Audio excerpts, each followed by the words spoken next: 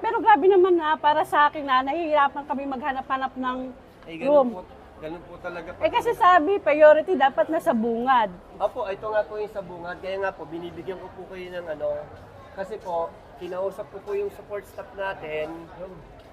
Marami rin po. Pwede naman po siya maghintay dyan. Pwede naman po siya dyan. Kaso nga po, katulad po niya, meron din po tayong mga priority. So, ibig sabihin, lahat po ng priority, pipila pa rin po dyan. Di pumila nga kami kanina. O tinan mo, lahat ng senior lumalabas. Kasi ibig sabihin, hanapin nga nila yung mga room nila na designated.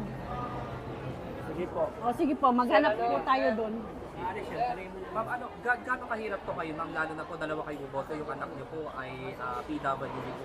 Mahirap. Ano po ba pagpasok niyo po, ano po bang sabi nila? Sabi, ma'am, dyan po yung priority. Di pumila kami. Pagtapos pagdating sa pila, wala naman pala. Hanapin pa rin yung room na pagbobotohan. Eh, mahirap yung kasi lakad ka ng lakad kung sa ano. Kagaya nito, madaling matumba to. So, mahirap sa amin to. Paano yan, ma'am? Kung aakyat pa, ganyan, mag-aakyat ba? Ba kaya po ba ng anak niyo, ma'am? Papaano po kayo? Ano yan? Eh, di subukan namin. Pero kasi dati ang classroom namin doon sa taas eh. Excited siyang bumoto. Saka hindi lang naman kami ang nag-ano kanina, may mga ibang senior. Tingnan mo. First time ba ng anak ni ma'am po? Opo. O tingnan mo yung ibang senior kung saan sa nag-ano. Dapat mga senior, sang gantong room lang, puro mga senior PWD buntis. Okay. Di ba? Para hindi mahirap.